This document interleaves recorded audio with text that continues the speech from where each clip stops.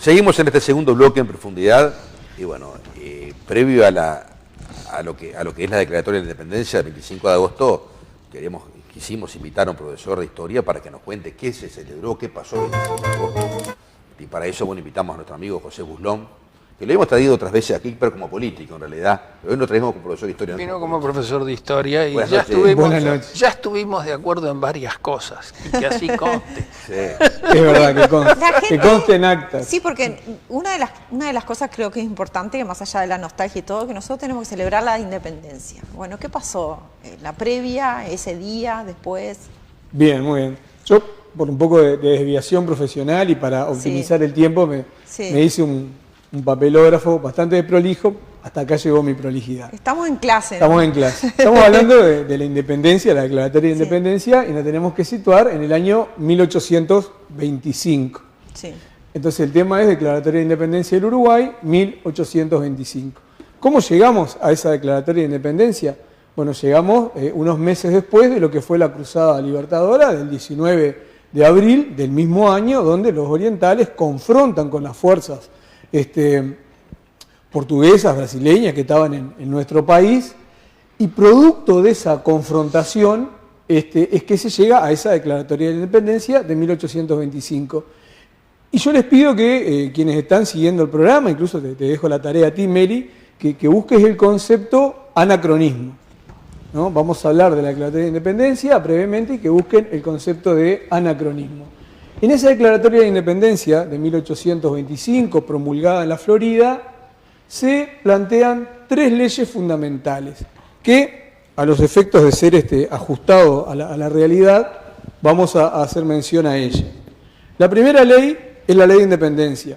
Declara la nulidad de la incorporación de Brasil, reasumiendo la provincia oriental, éramos la provincia oriental, la plenitud de sus derechos, libertades y prerrogativas inherentes a los demás pueblos de la tierra.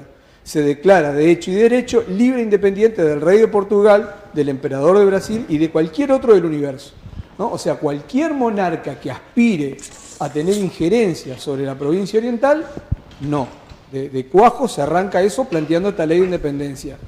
No sé cuánto demoré en leer la ley de independencia. No, pero está perfecto. Pero un minuto capaz. Sí. Bueno, porque esta es la independencia más corta del mundo, porque un minuto después, la ley de unión dice: aprobada en la misma sesión, destacó que su voto general, constante, solemne y decidido es y debe ser por la unidad con las demás provincias argentinas a la que siempre perteneció, ¿no? Esto lo leen en los actos de las escuelas, seguramente se va a hacer referencia mañana, y no sé si se atiende a dónde nos lleva, porque dice que nuestra unidad es con las demás provincias argentinas a la que siempre perteneció, o sea, ¿volvemos a ser argentinos? Es lo que nos quiere decir acá, después de que en el primer artículo éramos independientes. Continúa. Queda la provincia oriental del Río de la Plata unida a las demás provincias de este nombre. Entonces, ¿cuáles son las demás provincias de este nombre? Para esto tenemos que ir al Congreso de Tucumán de 1816, el 9 de julio, y el 9 de julio el Congreso de Tucumán lo que declara es que estas provincias del Río de la Plata se llaman Argentina. Entonces, cuando dice declárese la unión de estas provincias, las demás del mismo nombre, ¿cuáles son las del mismo nombre? A la Argentina. O sea, ¿qué volvemos a hacer un minuto después de haber dicho que somos independientes de los poderes de los monarcas extranjeros? Lo que está diciendo es, volvemos a ser argentinos. Entonces, ¿volvemos a ser argentinos hasta cuándo? 1826, los brasileros, que esto no le hace para nada gracia, invaden nuevamente el territorio oriental, continúa ahí el contexto de confrontación. Esto genera un gran malestar en el Foreign Office de Inglaterra, la oficina inglesa, le molesta mucho esto. ¿Por qué? Porque tienen recursos económicos, animales, comercios, no les viene para nada bien que este territorio una vez más sea una confrontación, y porque Inglaterra tiene otra idea. Tiene la idea que ingresando por el Río de la Plata puede subir hasta el Mato Grosso y poder comerciar. No sabían que se iban a encontrar con el Ashby y que no les iba a permitir pasar, pero ese problema los ingleses, que tendrían que haber estudiado un poco más la geografía. Pero entonces tratan de interceder buscando una fórmula. ¿Cuál es la fórmula? ¿Que seamos argentinos? No, los brasileños se van a molestar. ¿Que seamos brasileros? Tampoco. La fórmula es un país libre e independiente con lo cual el río Uruguay sería entonces un río internacional y que estaría de acuerdo a las actas de navegación de la época que dice que pueden navegar ellos por los ríos internacionales. Entonces se establece que en 1828, Convención Preliminar de Paz, donde está en ese caso Lord Ponsonby, quien andaba pagando su destierro por ser amante de la mujer del rey de le había pirateado la amante al rey. ¿Zombie era? ¿Zombie apellido? Ponsonby.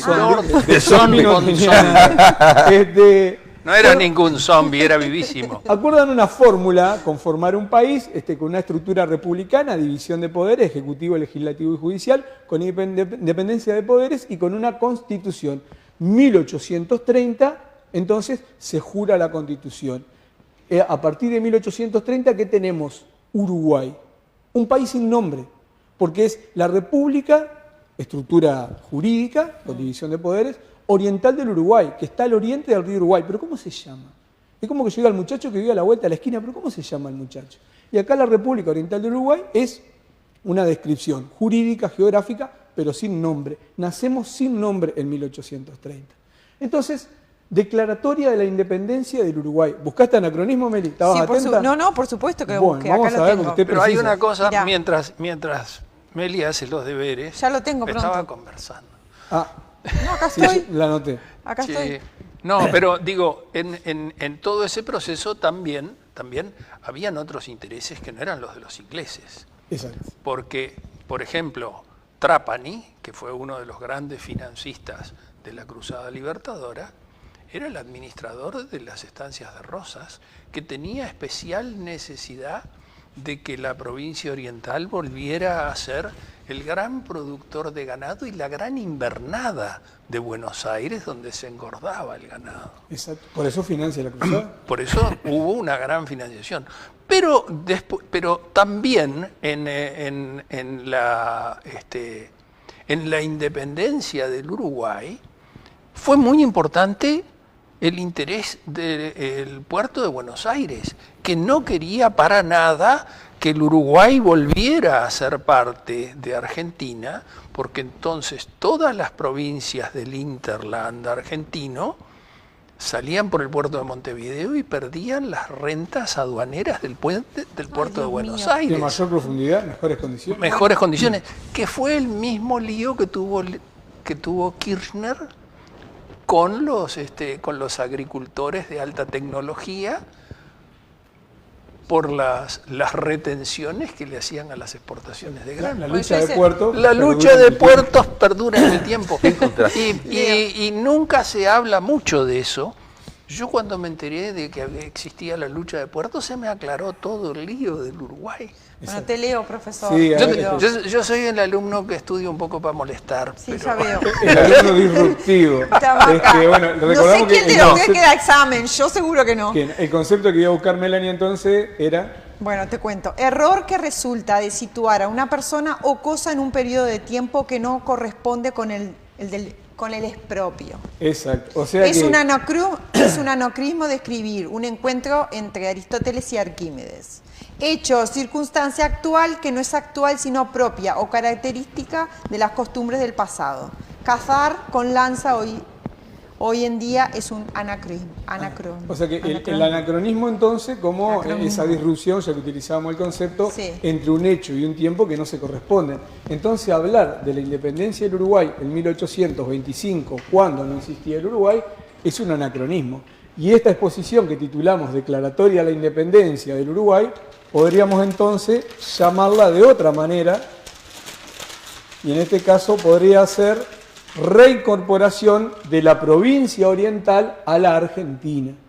O sea que mañana quienes estén desfilando y todos quienes estén acompañando el desfile estarán conmemorando, si no queremos ser anacronistas, la reincorporación de la provincia oriental a la Argentina. Ahora bien, esto ¿quiere decir entonces que estamos equivocados con nuestro sentimiento patriótico y de nuestra identidad? No, hoy decía algo Yantada, lo escuché, lo percibí porque uno escucha cuando hablan, que es un proceso el que se fue generando de la independencia.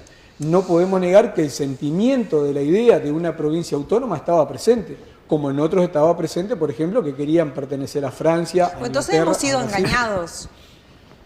El problema es que también, lo decía el alumno Yantá, hoy estamos preparados para entender la historia de forma adulta.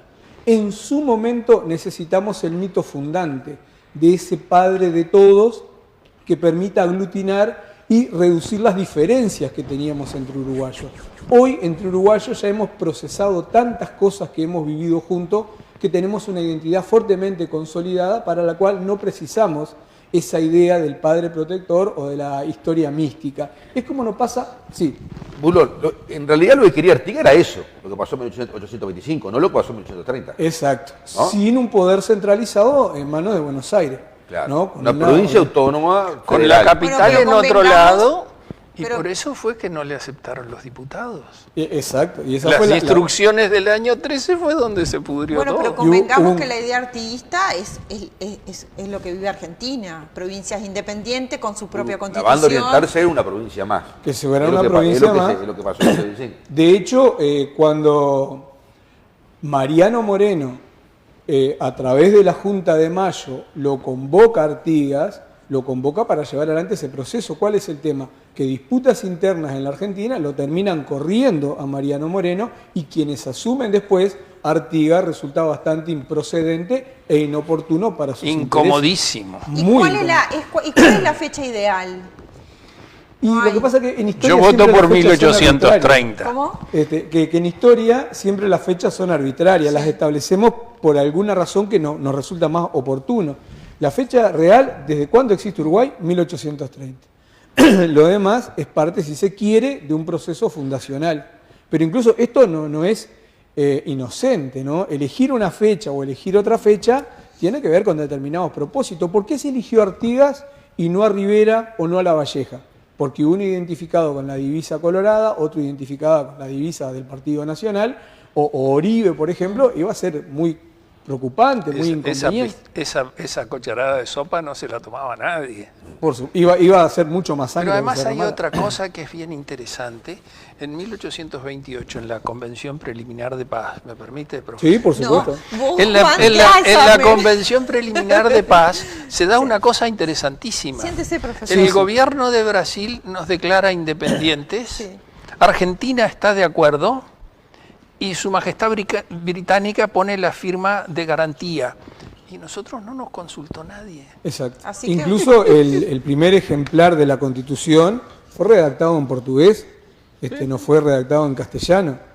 Lo que hizo Lord Ponsonby fue presionar a Pedro I, que tenía tremendo lío con los separatistas de Río Grande do Sur. A Dorrego se lo impusieron porque le fueron a decir lo que pasaba. Dorrego no estaba de acuerdo, pero se encontró que tenía los barcos de la Marina de Guerra inglesa apuntando hacia la Casa de Gobierno, tuvo que aceptar, y una convención preliminar de paz que después no se ratificó. No fue ratificada. Y en eso tuvo mucho que ver la conquista de las misiones por Rivera. ¿Ya había corrupción en esa época? Qué horrible. No, que los brasileños se llevaron un susto bárbaro, porque el ejército de Dorrego venía persiguiendo a Rivera, pero creyeron que eran los refuerzos que venían para Rivera y dispararon. Sí. Es una historia interesantísima que es mucho más, lo que hablábamos con Buslón, es mucho más meritoria que no sean hombres de bronce, eran hombres de carne y hueso con todas sus debilidades. ¿Por qué distorsionan todo eso? Porque había que crear una mística nacional. Máximo Santos es uno de los encargados, cuando había que crear esa mística nacional, de encargar averiguaciones de quién podría ser el referente que no admitiera cuestionamientos, y es ahí donde se los coge Artigas. Blanes, el pintor de la patria, a partir de información que tiene Artigas, trata de generar un perfil que le transmita una imagen, y ahí es donde se pinta ese Artigas, por ejemplo, en la Puerta de la Ciudadela, en Montevideo. Entonces, claro, hay toda una construcción. Zorrilla de San Martín se encarga de hacer toda la epopeya y la gesta heroica. Y es por eso ese carácter de endiosamiento. No cuestionemos a Artigas, porque cuestionar a Artigas es cuestionar nuestra identidad, nuestro pasado. La patria. Hoy es cuestionar a la patria. Hoy podemos hacer otra lectura, porque como digo, hemos transitado como uruguayos una serie de hechos y situaciones que nos dan contenido como tales, y hoy tenemos nuestra identidad. Profesor, una última cosa. Por venir, Una última cosa, porque a mí me gustó mucho, y además tengo muchos puntos de coincidencia con Buslón, que es la reivindicación de Lord Ponsonby. Porque si uno lee, no solo que era un gran bandido y le pirateó el amante al rey, sino que era un diplomático extraordinario, porque fue el inventor de Bélgica también. Exacto. Se va corriendo a inventar Bélgica. Se fue y inventó Bélgica. De zombie no tenía nada. Porque él era un hombre de confianza de Canning, que era partidario de tener enclaves librecambistas. Bueno, nos estamos yendo a la hora. Sí. Tenemos una clase de historia, profesor. Pensar que grandes diferencias teníamos con Juan de política, tenemos grandes coincidencias, ¿no?